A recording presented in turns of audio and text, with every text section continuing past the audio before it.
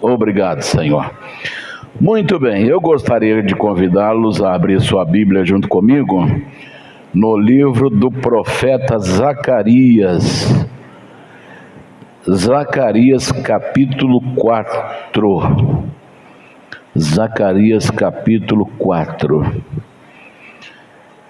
Nós vamos ler o verso 6 do capítulo 4 do profeta Zacarias. O som está chegando bem para quem está atrás, está bem? Obrigado. Muito bem. Zacarias capítulo 4, verso 6, diz assim: E respondeu e me falou dizendo: Esta é a palavra do Senhor a Zorobabel, dizendo: Não por força, nem por violência, mas pelo meu Espírito, diz o Senhor dos Exércitos. Aleluia, aleluia. Feche os seus olhos, peça ao Senhor para falar conosco nesta manhã. Nós estamos na presença de Deus. Deus conhece todas as nossas mais profundas necessidades. Ele sabe o que você está enfrentando. Ele sabe o que você está passando. Talvez você fale assim: o que eu devo fazer nesta situação? Talvez você tenha esses questionamentos no seu coração. Senhor, me dá direção. O que eu vou fazer, Senhor? Qual o caminho que eu devo tomar? Qual a decisão que eu devo tomar, Senhor? Me fala, me mostre.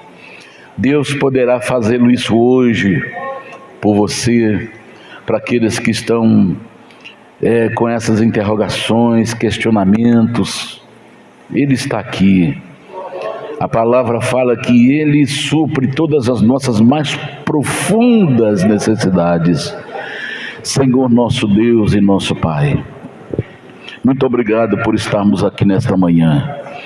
Eu te peço, meu Deus, em nome do Senhor Jesus, que o Senhor venha falar aos nossos corações, que o Senhor possa derramar bênção sem medida sobre a nossa vida, que nesta manhã os céus desçam até a terra, como diz aquele cântico, Senhor, que fala sobre os anjos voando neste lugar. Pai Santo, que o Teu nome nesta manhã seja glorificado, que o Teu nome seja exaltado, porque só Tu és Deus, só Tu és Senhor. Tu criaste todas as coisas para Ti e por Ti. São todas as coisas. Senhor, nos abençoe nesta manhã. Abençoe cada um dos Teus servos. Abençoe as crianças que estão aqui. Encha as criancinhas do Espírito Santo.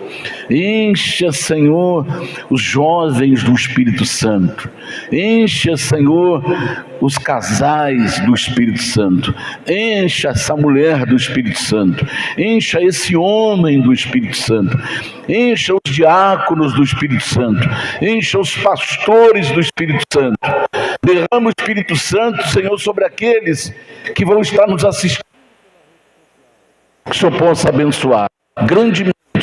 Em nome do Senhor Jesus eu te peço, fale conosco e nos abençoe hoje e sempre, em nome de Jesus. Amém e amém. Glória a Deus. Se quiser baixar um pouquinho para lá e só mandar um pouquinho de retorno para mim, por gentileza. Muito bem, irmãos, podem vos assentar. Glória a Deus. Se você quiser manter sua Bíblia aberta, capítulo 4 de Zacarias, o tema que nós queremos hoje falar está aí na parte B do versículo que nós acabamos de ler. Parte B do versículo 6. Não por força, nem por violência, mas pelo meu Espírito, diz o Senhor dos Exércitos. Amém. Glória a Deus. Muito bem. Irmãos, nós vamos meditar nesse texto que mostra para nós a maneira que Deus, Ele trabalha e Ele deseja e quer que as suas obras sejam realizadas. O texto que nós lemos, profeta Zacarias, ele foi contemporâneo do profeta Ageu. Contemporâneo que é aquele que viveu na mesma época, né? Profetizou na mesma época. E Ageu, lá no capítulo 5, capítulo 4 de Ageu, aliás, Ageu 2. Deixa eu ver se eu acho aqui. Ageu 2:9. Por gentileza. Hoje está funcionando não? Então tá bom. Ageu 2:9 fala que a glória do segundo templo será maior do que a do primeiro. Esse texto que nós acabamos de ler, ele fala exatamente sobre o povo de Israel que estavam vivendo no cativeiro e eles haviam perdido as suas terras, sua cidade, as muralhas de Jerusalém foram destruídas, o templo foi destruído. Então, eles ficaram 70 anos no cativeiro na Babilônia. E Deus, quando chegou o tempo do seu retorno para Jerusalém, os que ficaram, os que fugiram do ataque de Nabucodonosor, que se esconderam nas montanhas, voltaram para a cidade de Jerusalém, mas a cidade estava toda destruída, muralha destruída, o templo destruído. Então, quando completa os 70 anos, eles são permitidos a voltarem para reconstruir a sua cidade, o seu templo. Então o profeta Ageu, ele disse assim: a glória do segundo templo será maior do que a do primeiro. Quando ele fala sobre isto, os judeus não entenderam esta profecia de Ageu. O que acontecia no primeiro templo construído por Salomão?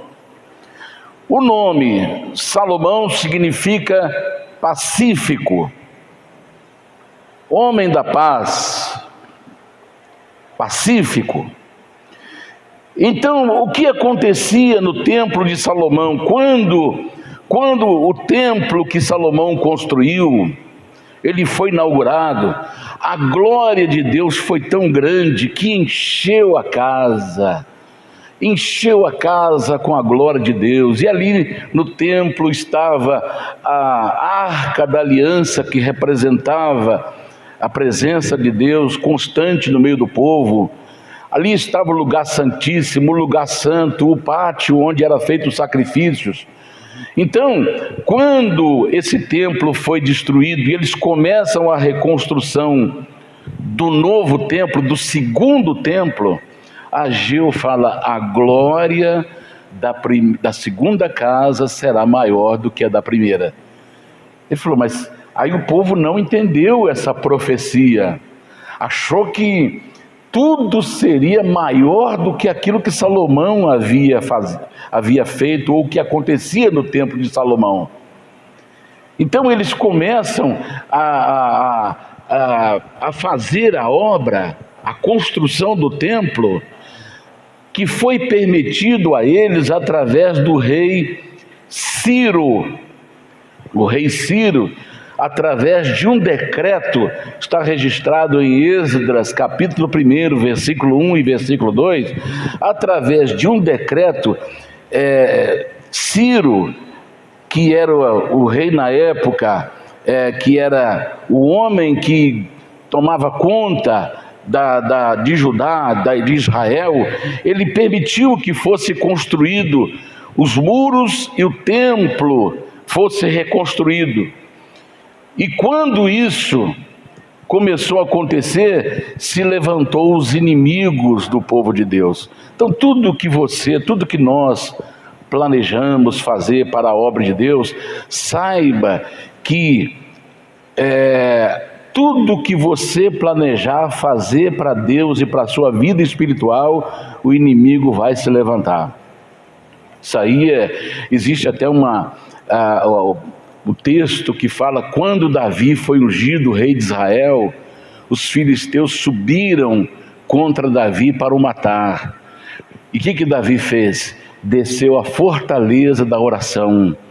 Porque às vezes nós queremos enfrentar o inimigo com a nossa força, com o nosso entendimento, com a nossa capacidade, com a nossa sabedoria, com o nosso próprio entendimento. E a Bíblia diz: não te estribes no teu próprio entendimento, mas confie no Senhor de todo o teu coração. Então, quando o povo Judá tomaram a decisão de reconstruir o templo, através de um decreto de Ciro, 50.000 voltaram do exílio da Babilônia para Judá, para a reconstrução do templo. Aí então se levantou Estaspes. Estaspes era um rei Medo, ele fazia parte do Império Medo-Persa. Os judeus são acusados de fazerem a construção do templo, e eles fizeram uma carta escrita em aramaico e mandaram essa carta para Estaspes, rei do Império Medo-Persa, e falando assim: olha, os judeus, eles estão começando a mexer com a obra, a construção dos muros, a construção do templo, e eu quero que vocês examinem os documentos que estão aí falando desse povo, e eles vão deixar de pagar os impostos ao império, eles se levantarão contra vocês. Então a carta foi interpretada, porque estava escrita em aramaico, foi interpretada para o rei Estaspes. E quando ele entendeu, ele faz um decreto e ordenando imediatamente a paralisação da obra. E ele falou: olha, se for preciso, use a força e a violência. Está aí escrito, Esdras, capítulo 4, versículo 23 e versículo 24. Vamos pegar na parte B do versículo 23.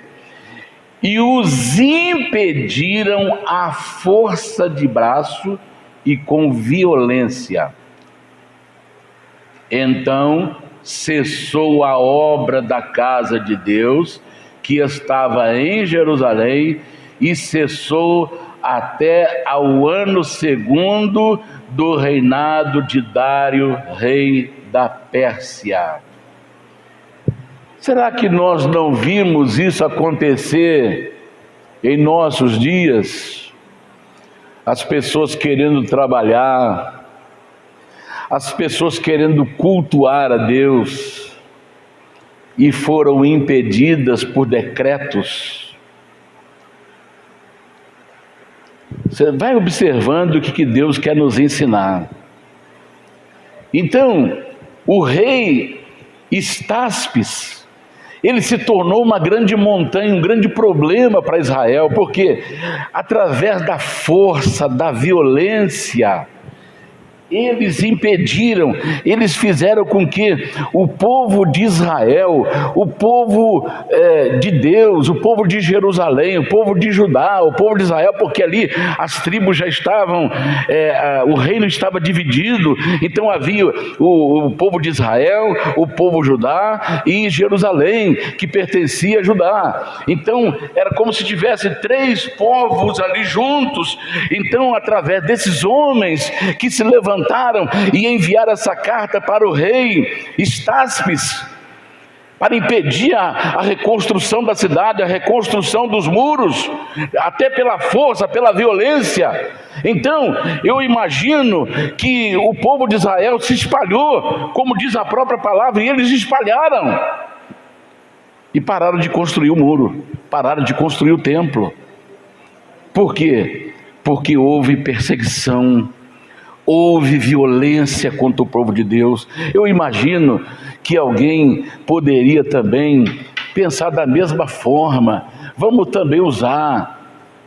usar a mesma arma que eles estão usando, vamos usar da violência.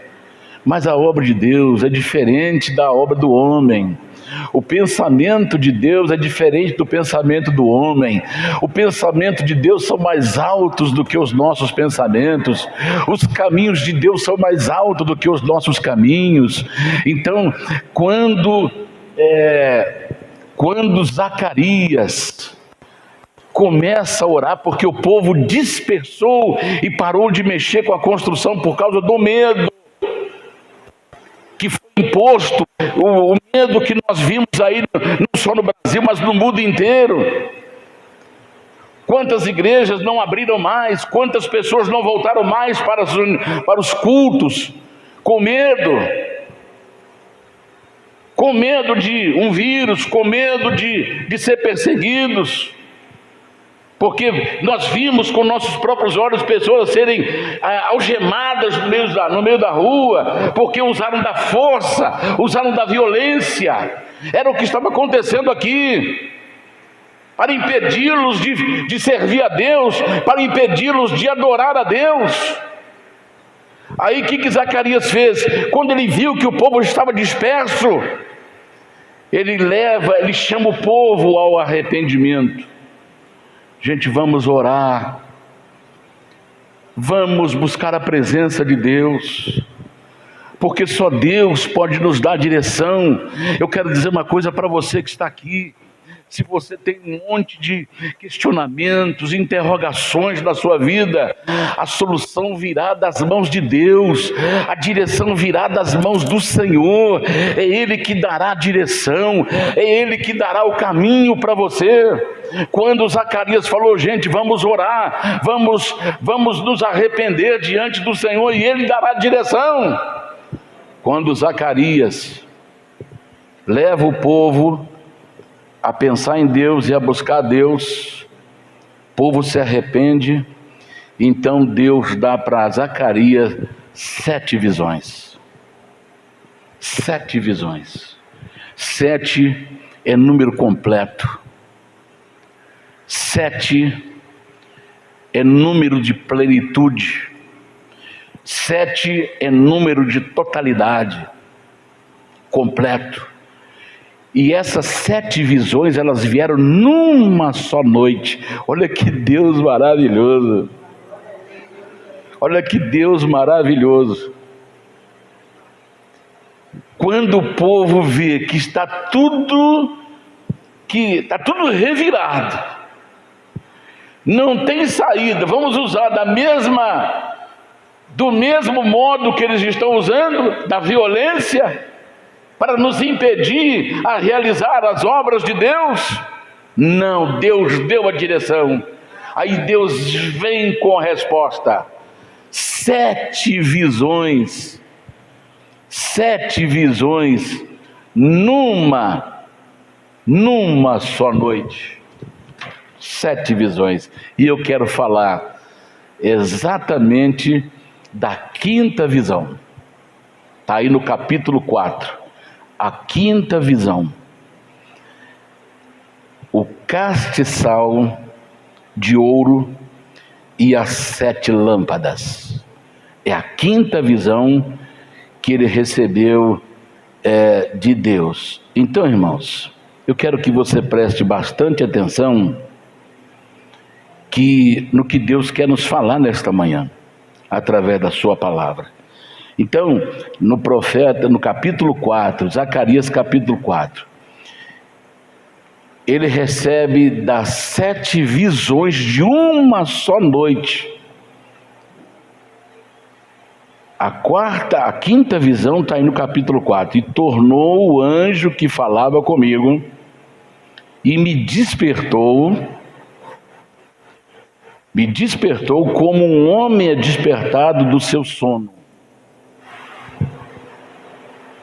E me disse: que vês?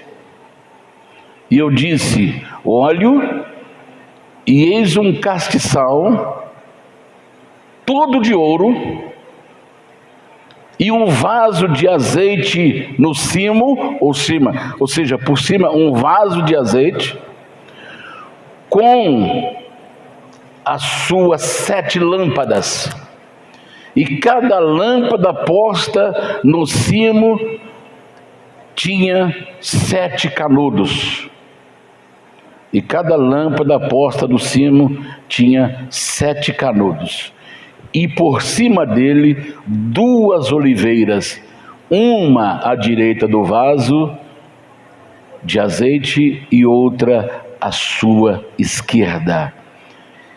E falei e disse ao anjo que falava comigo, dizendo: Senhor meu, que é isto? Então respondeu o anjo que falava comigo e me disse: não sabes tu isto que é? Ou o que é isto?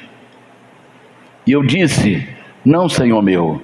E respondeu e me falou dizendo: esta é a palavra do Senhor a Zorobabel. Zorobabel era um príncipe de Judá. Zorobabel dizendo: não por força, nem por violência, mas pelo meu espírito, diz o Senhor dos Exércitos. Aí no versículo 7 diz: quem és tu, ó monte grande? Está se referindo ao rei Estaspes.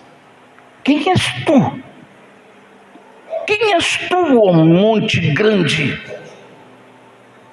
para impedir a obra de Deus? Quem és tu, ó monte grande, para decretar o fim da obra de Deus? Quem és tu, ó monte grande? Quem és tu? Diante de Zorobabel, diante do príncipe, mas não não está se referindo, porque quando se trata de príncipe é uma espécie de prefeito. Não está falando do poder político como príncipe. Quem és tu, ó monte grande, diante de Zorobabel? Serás uma campina, porque ele trará a primeira pedra com aclamações, graça, graça a ela. Quem és tu, ó monte grande? Paulo fala assim: onde está, ó morte, a tua vitória? Onde está, ó morte, o teu aguilhão? Diante da vida de Jesus Cristo, diante da ressurreição de Jesus, diante do poder de Jesus, que tem as chaves da morte e do inferno. Onde está, ó morte, o teu aguilhão, o teu ferrão, a tua agulha? Às vezes somos desafiados todos os dias com problemas, com decretos, mas o que diz a palavra? Mostra para Zorobabel: não é por força, não é por violência, mas é pelo meu Espírito. Pelo meu Espírito. Aí ele mostra o castiçal de ouro. O castiçal, ele é uma figura de Israel.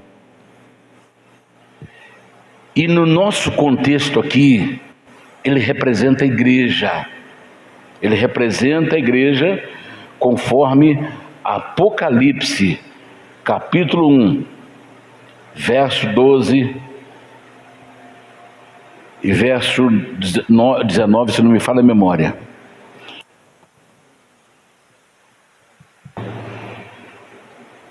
Ali está representando a igreja, as 7 igrejas, o período das 7 igrejas. Então o candelabro, castiçal, o candeeiro é o mesmo. Ele foi fabricado, foi feito com 30 quilos de ouro puro. Um talento, quer dizer 30 quilos, 34 quilos de ouro, de obra batida. Não podia derreter o ouro. Eu quero que você preste bastante atenção nisso. Não podia derreter o ouro, não podia ter encaixes, tinha que ser obra de uma só peça.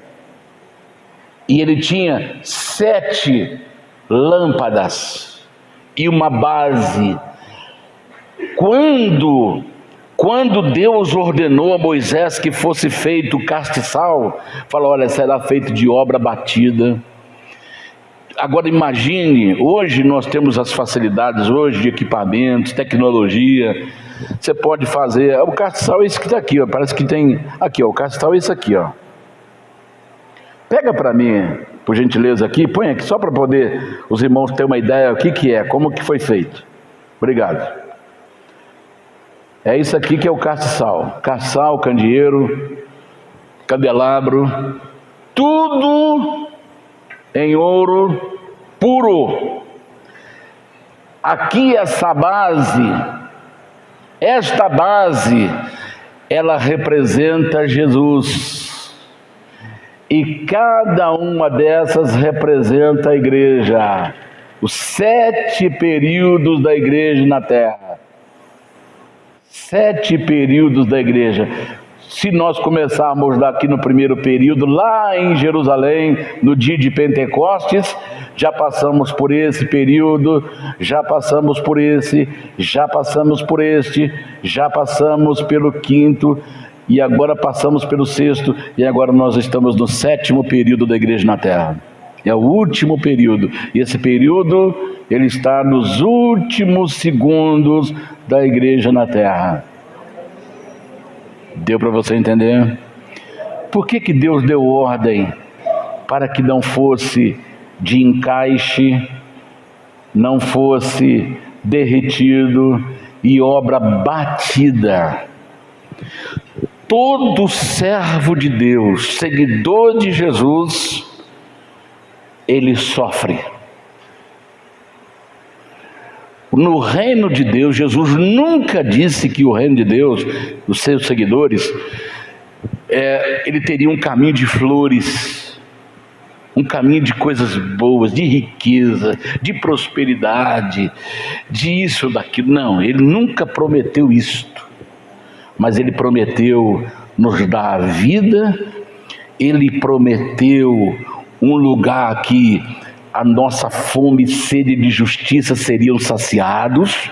Ele prometeu que o lugar para nós, para onde nós estamos indo, não haverá mais dores, não haverá mais pranto, não haverá mais morte, não haverá nenhum tipo de lágrimas, porque Ele enxugará dos olhos toda lágrima, e lá nós estaremos com o Senhor para sempre na glória. Mas aqui embaixo Ele nunca prometeu vida boa. Nunca prometeu. Quer me seguir? A porta é estreita, o caminho é apertado. Vós sereis como ovelhas no meio de lobos. Matarão vocês, perseguirão vocês, porque a nossa união com Cristo é pelo sofrimento, pela dor, obra batida. Eu imagino aqui o ourives batendo naqueles 34 quilos de ouro para transformá-lo numa peça como essa que está aqui na minha mão.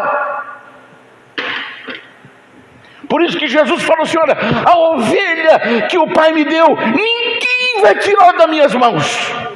Ninguém tira da minha mão, porque não tem encaixe, não tem emenda.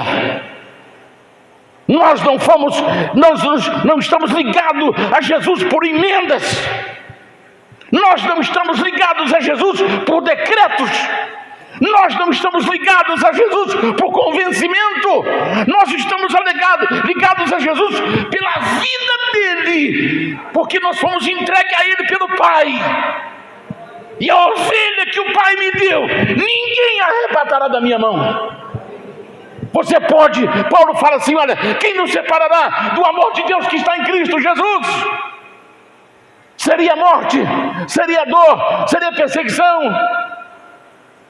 Ele fala, depois de dar uma lista de coisas, ele fala: eu quero dizer uma coisa para vocês, nem morte, nem a vida, nem a morte, nem a perseguição, nem a dor, nem o sofrimento, nada nos separará do amor de Deus que está em Cristo Jesus, porque nós fomos ligados a Ele pela vida dEle. Estamos ligados a Ele pela vida. Por isso que a Bíblia diz: se com Ele sofrermos, também com Ele reinaremos. Preste bastante atenção. Só sai da presença de Deus quem quer. Eu saí da presença de Deus por causa de um irmão que me olhou com cara feia. Irmão, você está enganado. Você saiu porque você quis. Não culpa nenhum irmão, não culpa político, não culpa ninguém. Porque Jesus falou: eu não estou ligado a ninguém por encaixe. Por isso que a obra tinha que ser batida. Não tem emenda. No castiçal não tem emenda.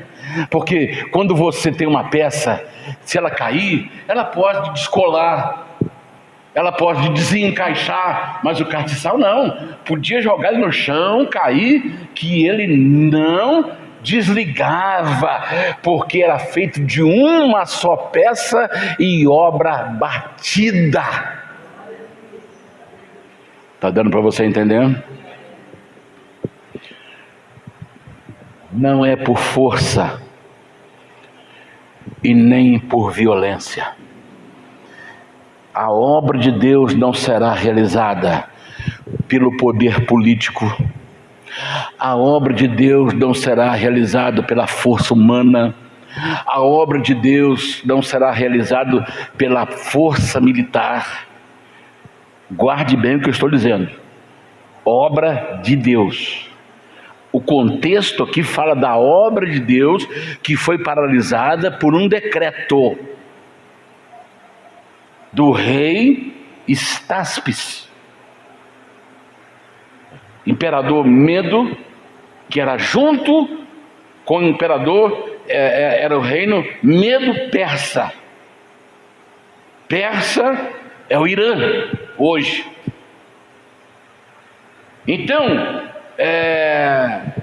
não é a obra de Deus não será realizada pela força humana, pela força política e pela força militar. A obra de Deus, cada um tem os seus passos lá na sociedade. Eu estou falando de obra de Deus, é o contexto que nós estamos falando.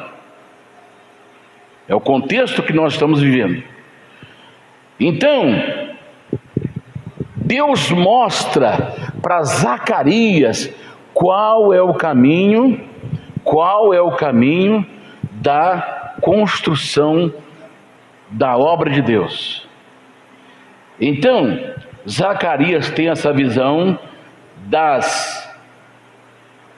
do castiçal, que nós já tivemos uma ideia que ele representa Israel, e no contexto aqui representa a igreja, os crentes em Cristo Jesus. Me representa, te representa. E falou das lâmpadas. O que Jesus falou a respeito? Vós sois a luz do mundo. 7 lâmpadas e 2 oliveiras. 2 oliveiras. Quem representa essas oliveiras? Uma de cada lado. Primeira oliveira, sumo sacerdote Josué. E Satanás, ele queria impedir Josué, que foi ungido por Deus. Então o que ele fez? Ele manchou Josué. Mas Deus justificou, mandou tirar sua roupa suja e colocar uma mitra na sua cabeça. Mitra é aquela faixa que o sumo sacerdote usava, escrito santidade ao Senhor. Satanás havia manchado o sacerdote Josué. Então agora Deus pega Josué, o purifica, manda trocar-lhes as roupas e colocar roupas limpas, porque Satanás estava ao seu lado. Olha, irmãos, como que o inimigo trabalha, porque ele sabe, quando ele destrói um ungido, é fácil depois destruir as ovelhas. O que Jesus falou a respeito disso? Fere o pastor, o que vai acontecer com as ovelhas? Vão dispersar. Pois é exatamente isso que Satanás está fazendo. Ele quis fazer com Josué. Por quê? Ele já sabia que Josué seria um ungido especial de Deus para essa hora, para essa hora de perseguição, para essa hora de sofrimento, para essa hora de violência. Então ele mancha Josué, o sumo sacerdote, para que ele perca, para que ele não seja ungido, para que ele não seja uma das 2 oliveiras. O que vem da oliveira? O azeite. E o que essas oliveiras faziam? Elas enchiam o vaso. Vaso é o lugar aonde se enche de azeite. Quando Samuel foi à casa de Jessé para ungir o próximo rei de Israel, ele viu, trouxeram Davi, e quando Davi chegou, Deus mandou que ele ungisse Davi, o próximo rei de Israel. Então o que ele pega? Ele pega o vaso de azeite. Onde estava esse vaso? Por cima do candelabro. E o que tinha em cada haste do candelabro? Um tubo. Na visão de Zacarias, tinha um tubo. Um tubo estava ligado aqui, outro tubo aqui, que ligava no vaso de azeite. E quem eram as oliveiras? Josué e Zorobabel. Os responsáveis para abastecer o azeite, o vaso de azeite. Olha a responsabilidade que tem o ministro do Evangelho. Olha a responsabilidade que tem um homem ungido por Deus, nas suas orações particulares.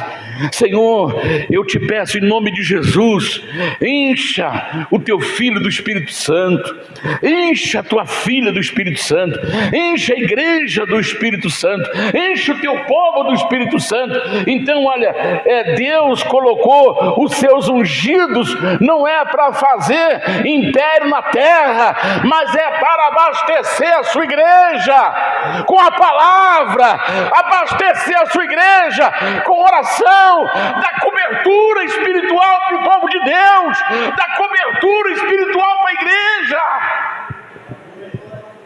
Satanás sabia disso, ele queria tirar Josué de circulação, manchou Josué, mas Deus o justificou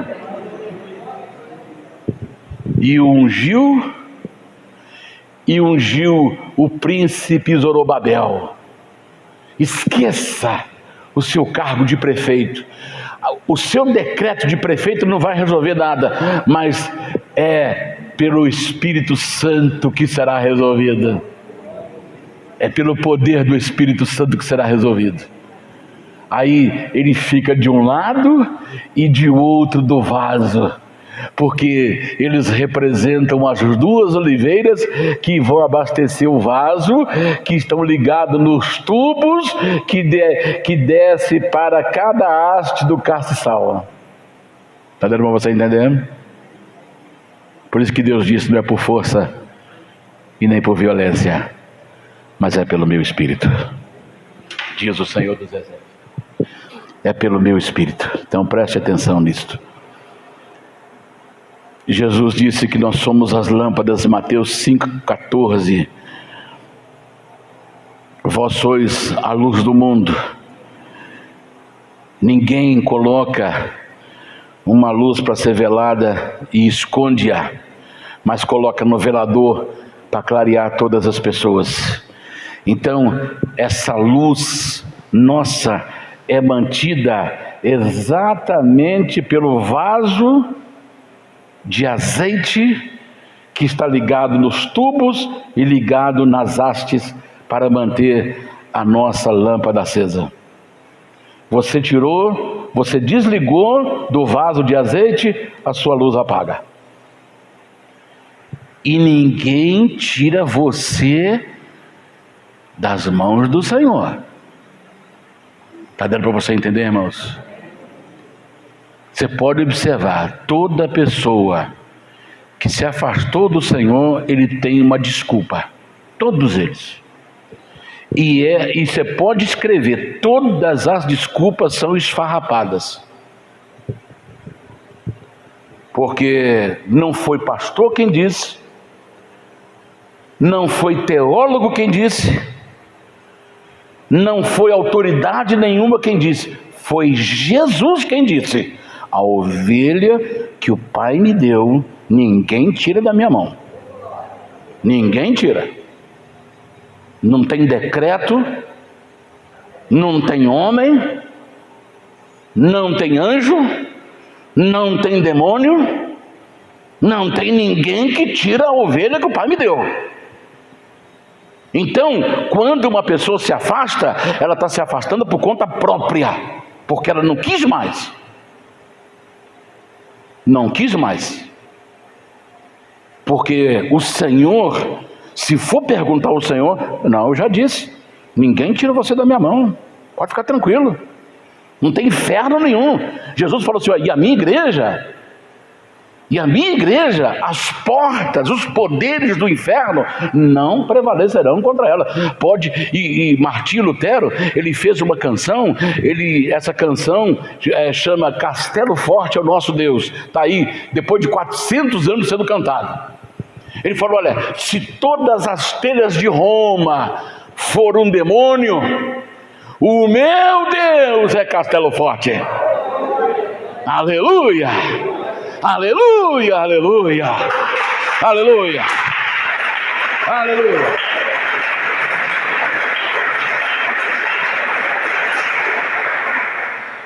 Glória a Deus. Vamos lá. Primeiro tubo está ligado ao vaso que recebe azeite das duas oliveiras. Primeiro tubo. Tubo da justificação. Se Deus justificou a mim e a você, quem te condenará? Quem te acusará? Quem intentará acusação contra os eleitos de Deus? Se é Deus quem o justifica.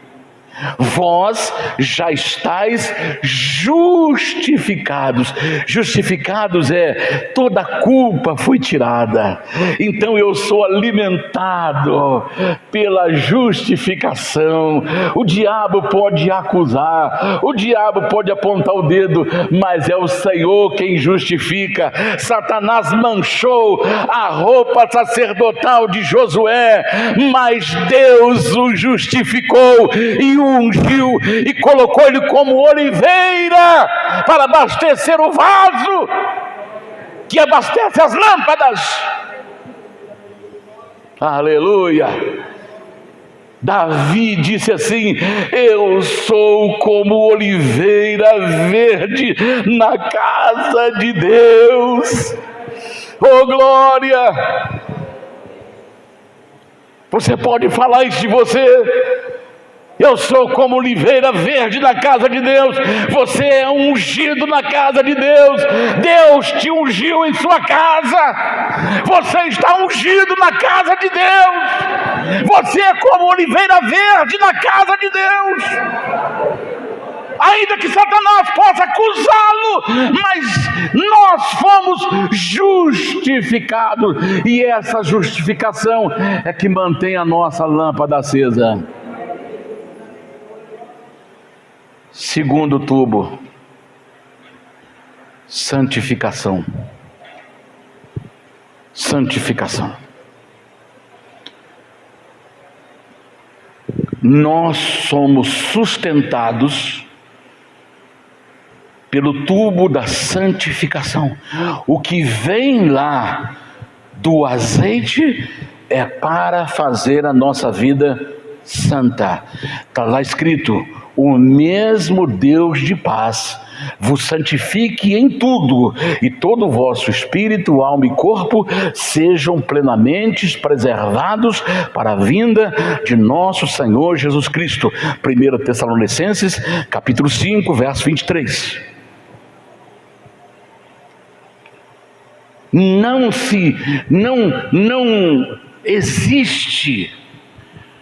existe união entre quem está servindo a Deus e ter uma vida sem santificação. É a santificação que está ligada, é o tubo da santificação que está ligado ao azeite. O azeite simboliza o Espírito Santo. Então a vida cheia do Espírito Santo, ela só vai promover duas coisas. A primeira que eu já falei, justificação, e a segunda, santificação. Então, a santificação, ela mantém a nossa lâmpada acesa. Terceiro tubo, tubo da oração. Efésios capítulo 6, verso 18. Orai em espírito, em todo tempo orai no Espírito Santo. É uma das armaduras do cristão, do servo de Deus. Oração. Cristão que não ora, ele perde a sua luz, ele perde o seu alimento. Está dando para você entender? Ele perde o seu alimento, ele perde a sua fonte de luz, ele perde o seu combustível. E naturalmente ele vai apagar. Quarto tubo, louvor. A palavra de Deus fala em Efésios capítulo 5, verso 19. Eu só estou dando alguns versículos, mas estou deixando até de falar alguns versículos, porque nós não temos ali hoje, não está funcionando, então eu estou pulando muita coisa aqui, porque não está tendo como falar dos versículos. Então, mas Efésios 5, 19 fala que nós devemos ler salmos, cantar, adorar, glorificar o Senhor. É a nossa vida lá em particular, é o nosso devocional. É o nosso devocional, é o nosso momento que nós estamos a sós com o Senhor. Lá eu posso, lá no meu devocional, no meu momento com o Senhor, nas madrugadas, Senhor, eu te amo, Senhor, eu te adoro, eu te glorifico, santo, santo é o Senhor. Então o louvor é o tubo que me liga ao vaso de azeite, para manter minha luz acesa, que é uma necessidade primordial. A lâmpada está acesa, porque na hora do arrebatamento, quem é que vai entrar para as bodas do Cordeiro? Quem estiver com a luz, com a lâmpada acesa. Está dando para você entender? Louvor. Tubo número 5. Meditação na palavra de Deus. Salmo de número 1, versículo 2. Aquele que medita na minha palavra dia e noite. Meditar na palavra. Você pode meditar na palavra num versículo. Ler um versículo e ficar pensando naquele versículo. Você meditar, descobrir um monte de bênçãos num versículo. É a meditação. Às vezes tem pessoas que passam tempos e tempos sem pegar na Bíblia. Você está perdendo o seu quinto alimento. Quinto alimento. Tem pessoas que já perderam a sua Bíblia e não sentiram falta dela. Está dando para você entender? Quando eu me converti, eu adquiri minha primeira Bíblia, que está em casa até hoje, está bem surradinha mesmo. Eu fazia questão de carregá-la bem assim na minha frente. Eu tinha um prazer de mostrar que eu estava carregando a Bíblia.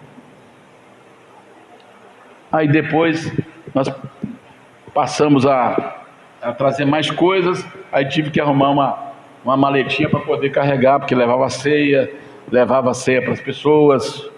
Aí tive que arrumar uma maletinha para colocar tudo junto ali na maletinha.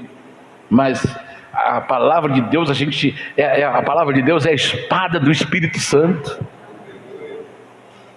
Satanás não tem medo da Bíblia fechada.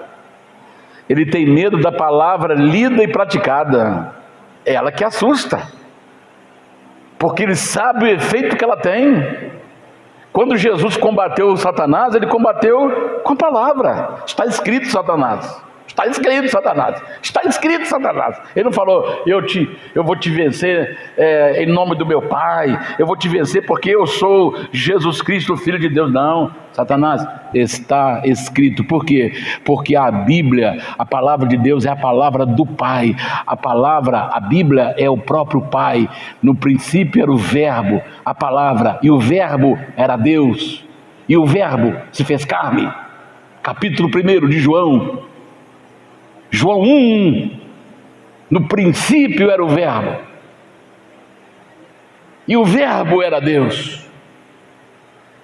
O Verbo é a palavra, e todas as coisas foram feitas por ele, e sem ele nada do que foi feito se fez. Mas a palavra se fez carne. Então Jesus usou a sua própria palavra. E quando nós usamos a palavra, nós combatemos o inimigo. Então, o quinto tubo é a espada do Espírito Santo, que não pode ser deixada de lado, que em muitas casas está abandonada. Só pega nela de vez em quando. Ela tem que fazer parte da nossa vida. Ela tem que fazer parte do nosso alimento cotidiano. Sexto tubo, pregação, falar da palavra. Atos capítulo 10, 44 e versículo 42 mostra que quando Pedro começou a pregar, o Espírito Santo veio sobre todos. Então quando você fala da palavra, você experimenta, pega o dia que você estiver triste, um domingo, por exemplo, hoje não sei se está podendo ainda, aí você vai no hospital, se no hospital não estiver podendo ir, vai num asilo, leva a sua Bíblia, e aí você vai entrar naquele asilo, E você vai ver um senhor abandonado ou uma senhora abandonada que não recebeu visita de ninguém, nem do filho, nem da filha, nem do sobrinho, nem do neto, nem de ninguém. Ele está lá sozinho. Então chega perto dele e começa a conversar com ele e começa a falar da palavra de Deus para ele. Você vai ver que uma alegria vai começar a tomar você.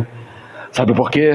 Porque quando você fala a palavra está passando por você para chegar àquela pessoa e você começa a se encher, você começa a se alimentar, porque Jesus disse: a palavra que vos tenho falado é espírito e vida. E quando você fala da palavra, você está recebendo vida, vida, vida, vida de Deus em você. A vida está fluindo de você, a vida está fluindo de você. E quando você sair daquele asilo, você vai estar cheio do Espírito Santo. Porque a palavra de Deus, quando nós falamos ela, o poder de Deus, todo o poder de Deus está passando por mim, está passando por você. Eu estava falando com a Thalita ontem. Falei: Thalita, se eu tiver assim amanhã, só misericórdia. Uma dor nas costas, mas que eu não podia nem me mexer. Não podia nem me mexer, nem podia nem virar para um lado, nem virar para o outro. Mexia, parecia que estava tudo.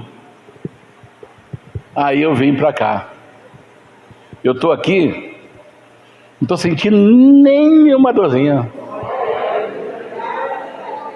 Nenhuma dorzinha. Sabe por quê? Porque a palavra de Deus está passando por mim, está gerando vida dentro de mim e chegando até você. Aleluia. Aleluia.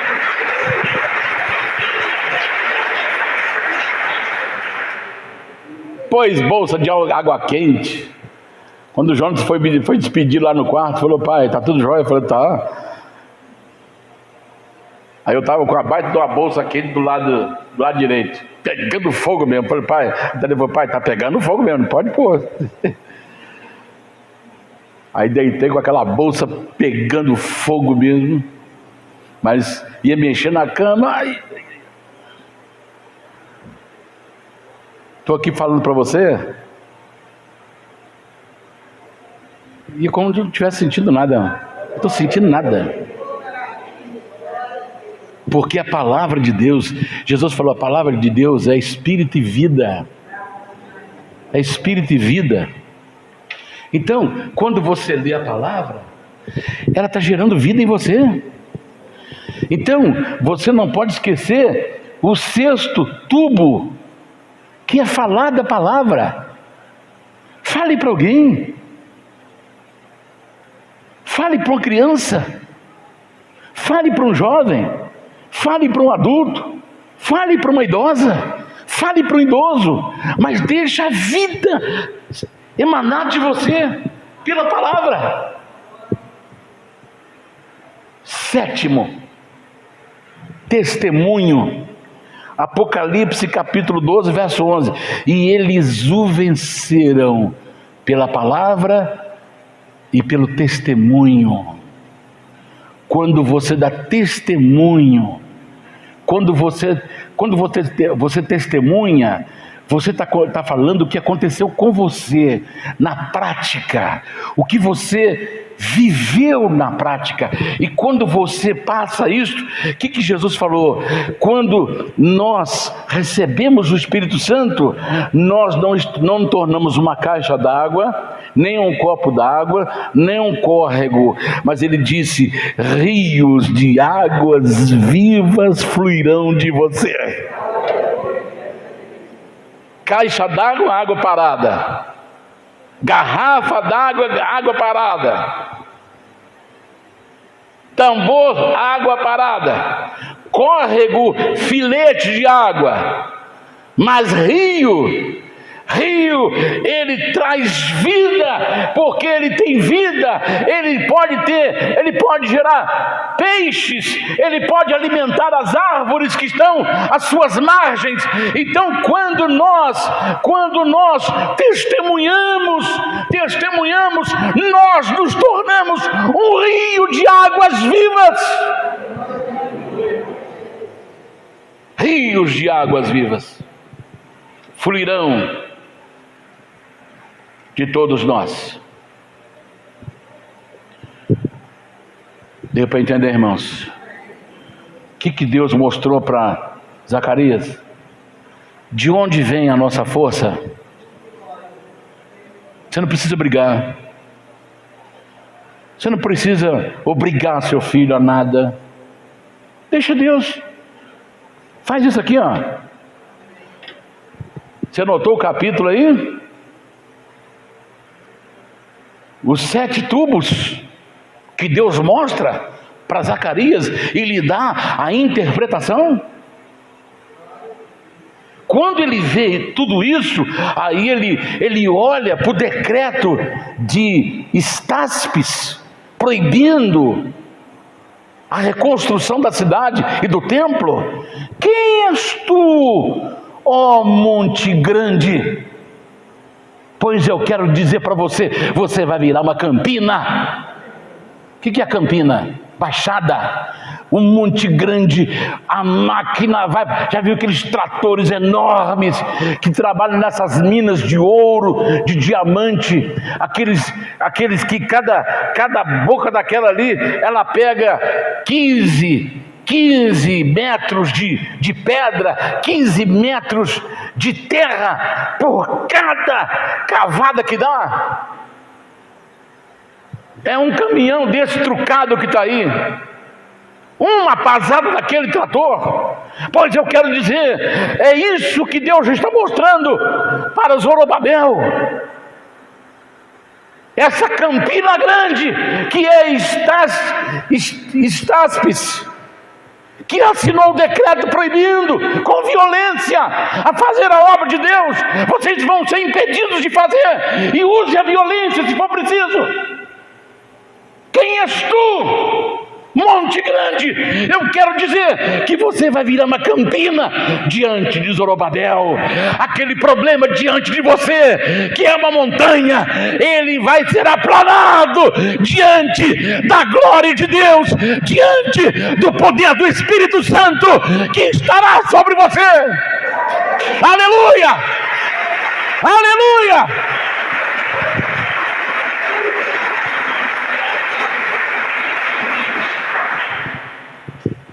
Não é pela força humana, não é pela força política nem militar, mas é pelo meu Espírito, diz o Senhor. Pelo meu Espírito, diz o Senhor. E a glória da segunda casa será maior do que a primeira. Não é porque eles iam construir um templo mais bonito do que o de Salomão, o Pacífico. Mas sabe por quê? Eles não tinham entendido a visão. É porque alguém estaria entrando naquele templo. E esse alguém entrou um dia nesse templo. Foi lá nesse templo, que tinha virado um antro um covil de ladrões e salteadores. Chegou lá, ele pegou um chicote de azarrogue de cordéis, que era um chicote que tinha várias fitas, porque tem o chicote que era para ser açoitado, que tinha arame na ponta, para ferir a pessoa, cortar carne. Esse é o de açoite. E o que ele pegou foi azarrogue de cordéis, que ele tinha várias cordas, várias fitas, e ele pega, não grita, ele não faz nada, ele simplesmente estala o chicote no chão, porque era como uma feira. Você já foi na feira aqui de Juiz de Fora, na Avenida Brasil? Você entende alguma coisa que alguém está falando alguma coisa? Enquanto um alface aqui é R$5 o quilo, não é quilo na unidade. A laranja aqui, aí você fala, o que está acontecendo? O pastel, ninguém entende ninguém. Então estava lá no templo, lá, quem quer moedas romanas, quem quer moedas da Grécia, quem quer moedas de Israel, quem quer moeda aqui, vem trocar suas moedas.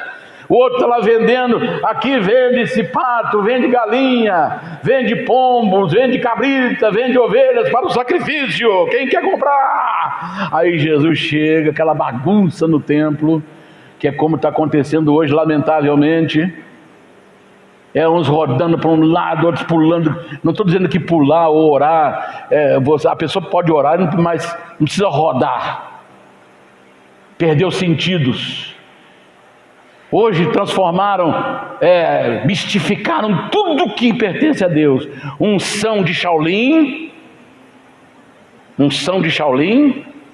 unção futebolística, unção de voar, unção do cuspe. Inventaram tanta unção que Jesus está olhando assim para a igreja. Oh, meu Pai, oh, meu Deus. Um dia eu fui convidado para pregar numa igreja, dia de aniversário. Falei, puxa vida, quando me convidar para pregar em igreja de aniversário, eu vou pensar 10 vezes aí, porque eu fui pregar numa igreja, era aniversário da igreja. Aí a pessoa convidou tanta igreja, que ninguém saiu de lá sem oportunidade. Aí você vai, quando você é convidado, você prepara uma ministração de acordo com o tema, né? E aí você precisa no mínimo 40 minutos, 1 hora para você ministrar. Aí quando eu olho já é 20:09. Quer dizer, umas 8 horas deveria estar me passando a palavra, para acabar 9:30, com oração, com calma. E era 20:09, ainda estava gente tendo oportunidade. Aí deram oportunidade para uma moça. Aí a moça começou a cantar a Vitória Sabor de Mel. Mas ela se entusiasmou com o mel. Ela cantou 3 vezes o hino. Repetiu 3 vezes. Quando terminou, já era 8:55.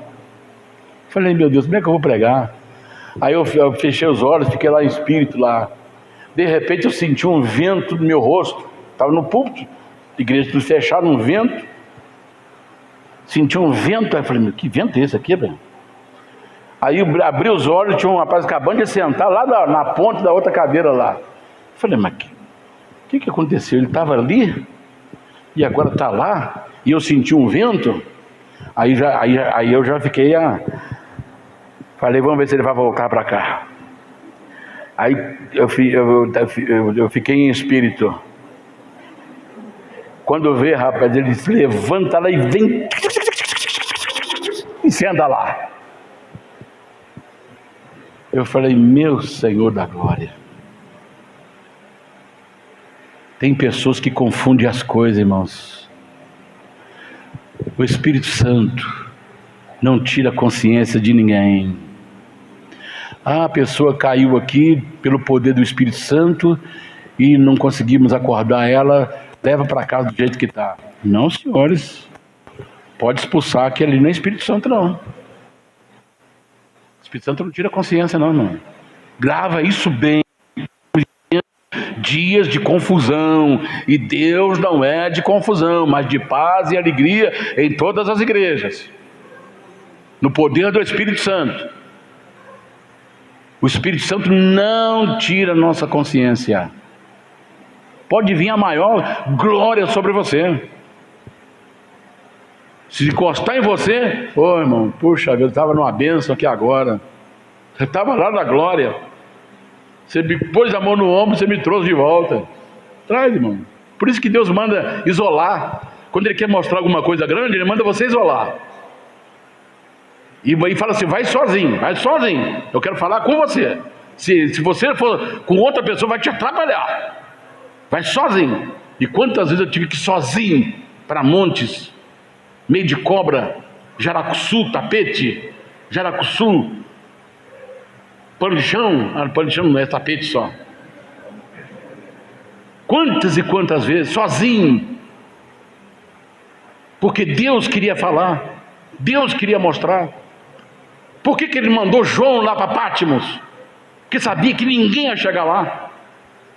Ali ele poderia receber as visões apocalípticas, a revelação do final de tudo, sem ser interrompido.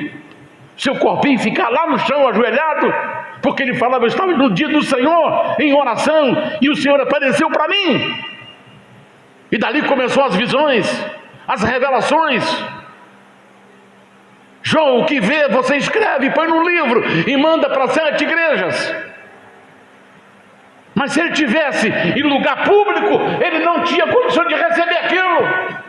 Então às vezes Deus manda isolar. Quando Deus fala para você assim, olha, vá sozinho, então vá sozinho. Porque Ele quer te mostrar coisas que outros vão te atrapalhar. Quando Deus manda você sozinho, você pode ver, Jesus sempre, Ele desaparecia no meio dos discípulos. Aí, cadê Jesus? Não sei, sumiu. Só no outro dia que Jesus aparecia. Sabe por quê? Ele foi lá buscar as revelações do Pai. E tem hora que Ele falou assim, olha, Pedro, Tiago e João, vem comigo. Por que Ele escolheu 3? Eram os 3 mais interessados. Sobe comigo, deixa o resto para lá. O resto estava discutindo Bíblia, discutindo religião, lá embaixo, no pé da montanha. Deixa ele discutir lá, deixa ele discutir, sobe comigo. Chegou lá na montanha, Jesus começa, ele falou, por que Jesus chamou a gente aqui? Ele está acostumado a subir sozinho, então alguma coisa Ele quer mostrar. De repente Jesus estava assim, aí a roupa dele começa a brilhar. Não é brilho de fora para dentro, mas de dentro para fora. Começa a brilhar a roupa dele, os discípulos, olha, não conseguem nem ver a silhueta. Não consegue nem ver. O brilho era tão forte que eles falaram assim, olha, era como o sol ao meio-dia. O brilho era tão grande que a gente não conseguia olhar para Ele. Jesus transfigurou diante deles. A glória de Deus desceu naquele monte. E aí de repente ouviu-se uma voz. Aí aparece Moisés e Elias, o líder das leis do Velho Testamento e o líder de todos os profetas do Velho Testamento, representados ali, Moisés e Elias. Aí uma voz do céu dizia, este é meu filho amado, em quem eu tenho prazer, a Ele escutai. Aí quando a voz parou, Moisés desapareceu, Elias desapareceu, o brilho desapareceu, tudo voltou ao normal. Aí Pedro, sentindo aquela coisa maravilhosa, falou, Senhor, não vamos descer daqui mais não, a coisa está muito boa, vamos fazer uma tenda para o Senhor, uma tenda para Moisés, uma tenda para Elias, e vamos ficar aqui nessa montanha. Eles viram toda a glória de Deus, que é o que os judeus não entenderam. Quando Ageu falou, a glória da segunda casa será maior, dá licença, será maior do que a da primeira. A glória da segunda casa, sabe por quê? Porque o Senhor Jesus Cristo, Ele estaria entrando nesse templo. A glória, toda a glória de Deus que estava representada na arca, agora estava entrando ali pessoalmente naquela casa, pessoalmente. Deus veio pessoalmente, não por uma arca, não por um óleo, mas pela sua presença poderosa. Por Por isso que Ageu falou: a glória da segunda será maior do que a da primeira, porque a primeira tinha arca, a segunda tem a presença real do Senhor Jesus. Aleluia! Aleluia!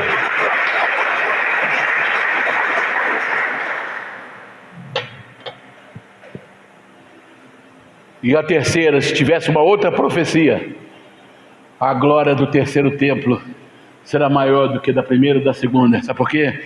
Porque ele vai reinar 1000 anos desse templo que será construído, o terceiro templo.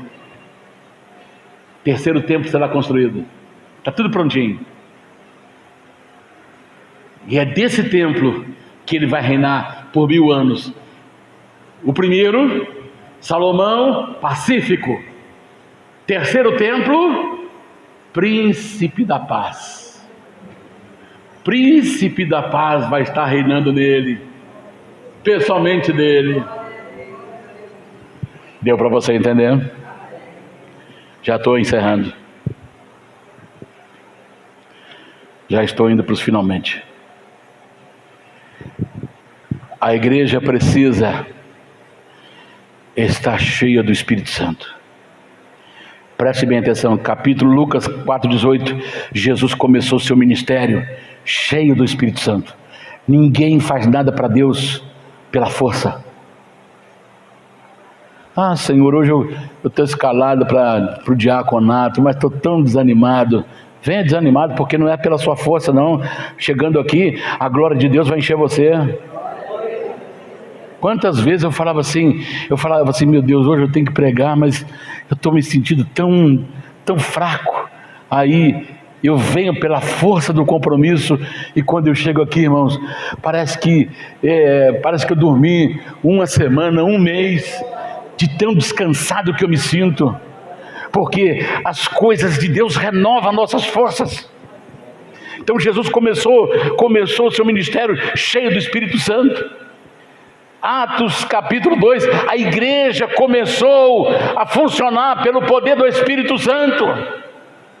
João Batista, no capítulo 3, verso 11 de São Mateus, ele fala: eu vos batizo com água, mas virá um que é mais poderoso do que eu, ele vos batizará com fogo e com o Espírito Santo. E eu já concluo. A igreja precisa do suprimento diário do Espírito Santo. A igreja do Senhor não se constrói pela força da carne e nem pela violência, mas pelo Espírito Santo. A ordem de Deus é 1 Tessalonicenses 5,19: não apagueis o Espírito. A segunda ordem de Deus é Efésios 5,18: enchei-vos do Espírito Santo. Amém? Antes de a gente orar, de nós orarmos, eu quero fazer um desafio para a igreja esse mês. E eu vou estar nesse desafio. O livro de Atos, ele tem 28 capítulos. 28 capítulos. Então, eu desafio você, os pastores que estão aqui, a mim mesmo, durante esse restante de mês de setembro, até na próxima ceia, nós lermos, todos nós, o livro de Atos dos Apóstolos. Cada dia lê um capítulo.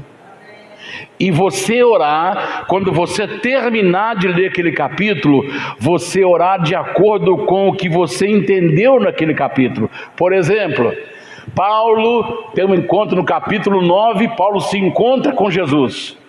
E ali ele é cheio do Espírito Santo. Então, Senhor, eu quero ter um encontro contigo hoje. E eu quero, como o Senhor encheu Paulo, enche a minha vida. Quando você lê o capítulo 2, que foi o derramamento do Espírito Santo, Senhor, assim como o Senhor derramou o Espírito Santo sobre aqueles 120 que estavam reunidos lá no cenáculo, encha-me, derrama o teu Espírito sobre mim.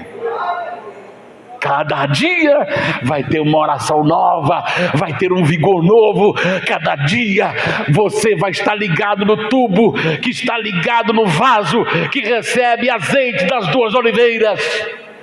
E a sua luz vai receber força e combustível para brilhar mais e mais diante das trevas que está sobre o mundo. Amém? E eu também levo esse desafio para quem está nos assistindo pela rede social. Você que está em casa, faça o mesmo. 28 capítulos de Atos, um por dia, e você orar de acordo com o capítulo que você leu, e você vai, no começo de outubro, estar cheio do Espírito Santo. Aleluia! Fiquemos em pé. Oh, maravilha! Aleluia, a glória de Deus está aqui. A glória de Deus está aqui. Deixa Deus encher você agora. Fale com Deus agora. Fale com Deus. Aleluia. Fale com Deus agora. Deus está aqui. Não é por força, nem por violência, mas pelo meu Espírito. Aleluia. Aquele filho que você quer que ele venha, não brigue com ele, não obriga ele vir, mas ele virá, porque você vai estar usando o poder do Espírito Santo, e ele virá.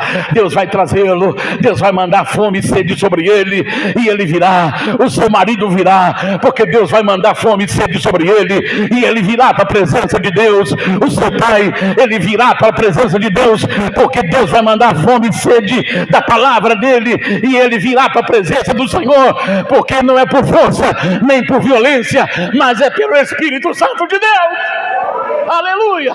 Fala: Senhor, me encha do Espírito Santo nesta manhã. Me encha agora, Senhor. Vou pedir os pastores para a gente orar no meio do pessoal. Vamos orar.